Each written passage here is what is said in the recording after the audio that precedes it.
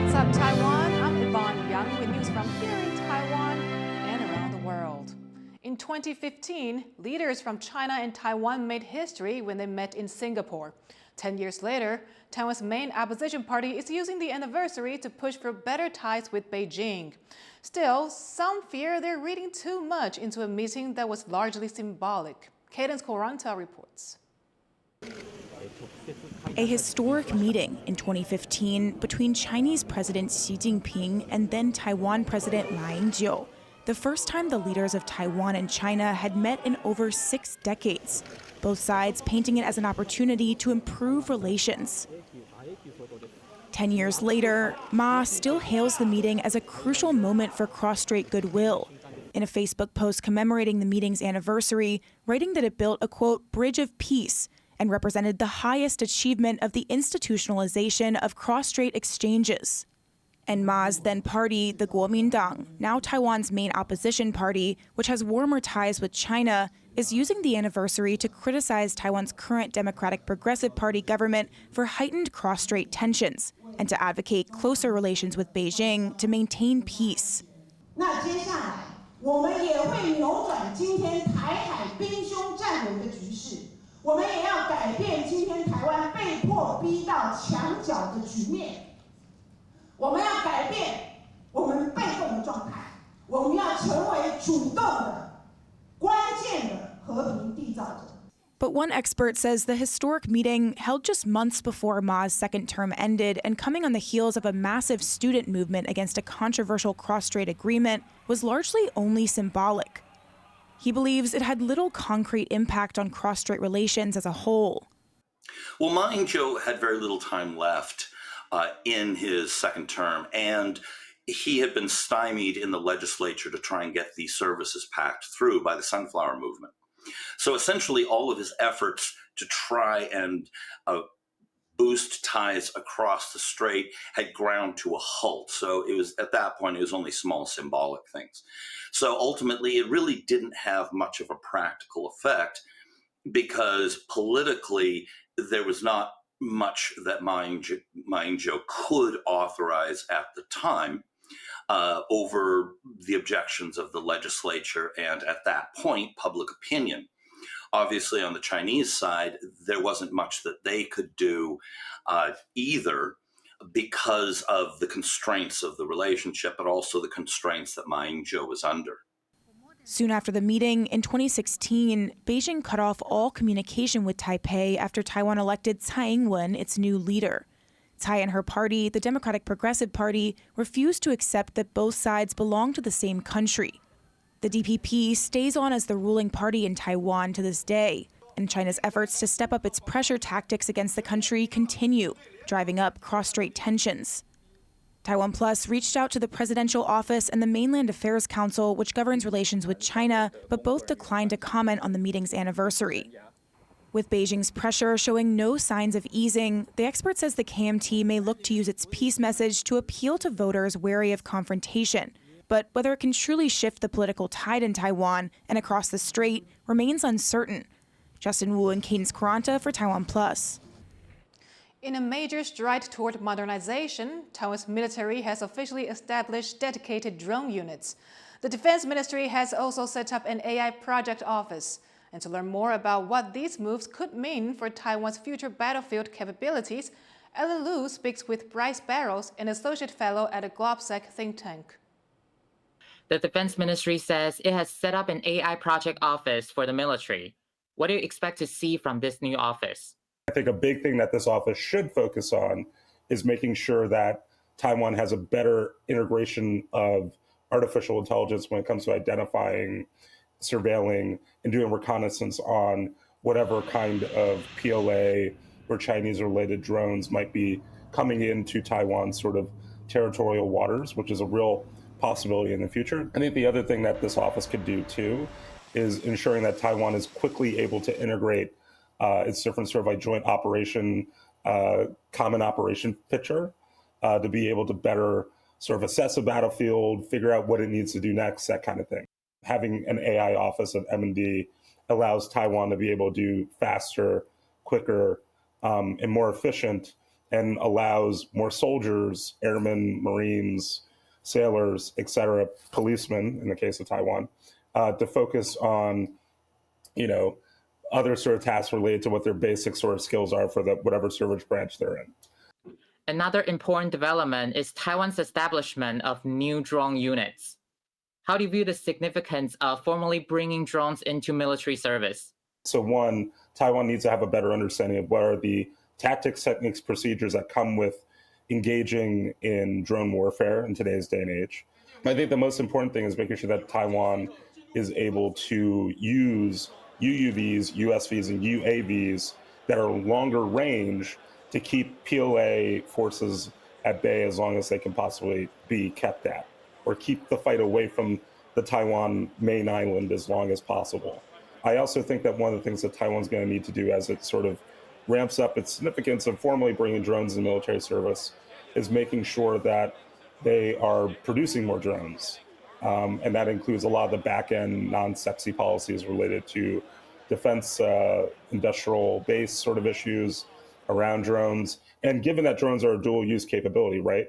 Taiwan has a really interesting economy that can sort of pivot from one to the other. In your view, how can Taiwan best integrate AI and drones for use on the battlefield?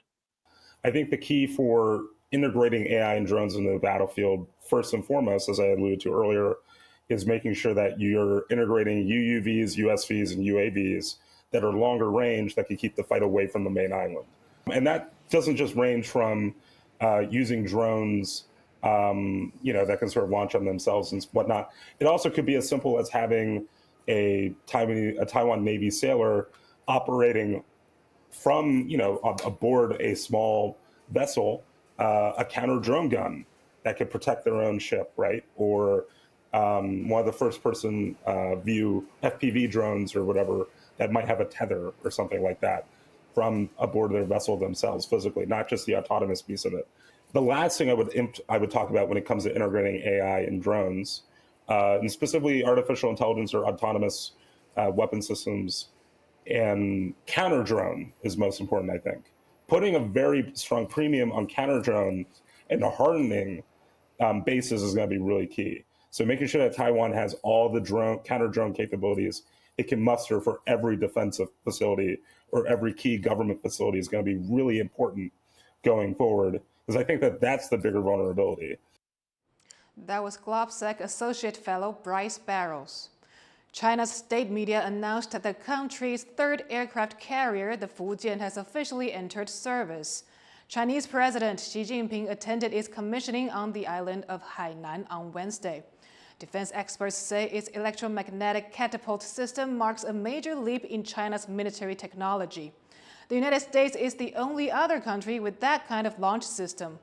Taiwan's defense ministry says it's monitoring the Fujian closely and is ready to respond to any of its movements.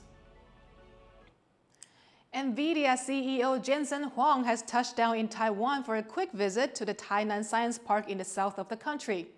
Huang is touring TSMC's 3-nanometer production line at the science park. He'll attend TSMC's Sports Day event on Saturday and meet with company founder Morris Chang before returning to the United States. On a matter of Nvidia's planned Taiwan headquarters in Taipei, Huang said he could not meet with Taipei's mayor this trip, but hoped land issues could be settled smoothly. This is Huang's fourth visit to Taiwan this year. Railway workers are hunger striking at Taiwan's biggest train station. Leslie Liao has more on what they're protesting. 100 hours. That's how long these railway workers plan to be on a hunger strike. Now, on day 2 of their protest, they say they're fighting for labor rights after a court ruled in favor of their employer, the Taiwan Railways Corporation. In 2017, over 300 railway employees exercised their right to request time off during Taiwan's busy Lunar New Year to protest forced overtime during holidays. The action caused staffing issues, but the company managed to minimize service disruptions, and the employees won some concessions. But in the end, the Railway Corporation punished those involved. One of the hunger strikers here at Taipei Main Station was among the people who were reprimanded. 其实我觉得对我们336个员工来讲，我们觉得不管怎样，我们完全就是已经都有做到就是工会活动的状态，而且雇主也依知悉，而且在整个活动过程中也没有影响到雇主的营运。The union representing the workers filed suit and won in the first instance, but a second court overturned that ruling, saying the TRC could schedule employees to work on national holidays without getting their prior consent. 国定假日我们本来就没有出勤的义务。那如果雇主希望确定我国定假日要不要出来上班，他就应该要很明确的来询问我的意愿。This comes amid a push to modernize Taiwan railways and make it more profitable and efficient. Last year, it went from a government administration to a state-owned company. But the transition has not been easy and has led to significant worker unrest. Part of the deal was to provide staff retention guarantees and raise salaries. But the union says becoming a corporation was never a priority for them. 公司赚不赚钱，对我们来说其实不是最重要的。最重要的其实是如何提供旅客有服务品质以及安全的运输。Responding to the hunger strike, the Taiwan Railways Corporation said in a statement that it abides by Taiwan's labor laws and respects the decisions of the country's courts. This demonstration is just the latest labor issue weighing on Taiwan's transportation industry. Last month, the death of a flight attendant who worked a long-haul flight while feeling unwell sparked questions about labor practices in Taiwan's airlines. Protesters here say they're making a stand as the court's decision might not only impact the industry but also millions of workers across Taiwan. Hank Xu and Leslie Liao in Taipei for TaiwanPlus. Fresh pork is back on the market after a case of African swine fever at a farm in central Taiwan put a temporary pause on the country's pork industry. Now, tourists and restaurant owners are welcoming the return. Tiffany Wong has more. From xiaolongbao to braised pork to these wheat vermicelli with intestines, some of Taiwan's best-known eats are centered around pork. And popular dishes like these draw locals and tourists alike. But for the past 2 weeks, some businesses worried they might not have enough meat to meet demand. The government put a hold on pork due to a case of African swine fever at one farm in central Taiwan. 我们分店就休息了，然后这边是我们自己有一些库存，然后厂商有一些，就这样，然后晚开门，然后提早打烊。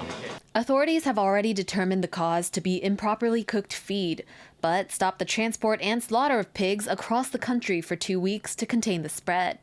But not all businesses were affected the same. Large restaurants like Din Tai Fung told TaiwanPlus that the ban did not affect their inventory. With the ban lifted, shops are starting to sell fresh pork again, and people are lining up to get their fix. Many foreign tourists said they were not aware of a ban, but were still able to work around limited sales and store closures to sate their cravings for the best of Taiwanese cuisine. We're trying to get the braised pork rice in Taichung, but then they say they stopped serving that for a few days. Actually, I didn't know they had a breakout of African swine flu. We were not aware at all. So ignorance is bliss, I guess, yeah. 这几天有啊，也有吃到啊。就像昨天啊，我们在那个台北车站那边也有吃猪肉的啊。我们应该不吃那么多，也应该无所谓吧。While consuming meat infected with African swine fever is not harmful to humans, local consumers are a bit more cautious, taking it as a lesson to be careful about what they eat. 会有一点点担心，可是只要是选择，就是说那个店家好一点的话，你有品牌的，就是说你信用它的话，而且我们会看那个味道。好，而且看的会闻味道，会看它的形状。他假如说这个摊位很脏，就是有点血水什么流出来，他表示它不新鲜的话，我们就不敢买。As fresh pork returns to dinner plates, authorities are keeping a close eye on hog farms, making sure the meat is safe to eat so people can continue enjoying their favorite treats with peace of mind. Joseph Wu and Tiffany Wong in Taipei for TaiwanPlus. Thank you for watching What's Up Taiwan. You can visit the TaiwanPlus website or follow our social media for more stories from Taiwan and around the world. Finally, we take it to Vienna as the city kicks off its festive season. I'm Yvonne Yang. Take care, and I'll see you next time.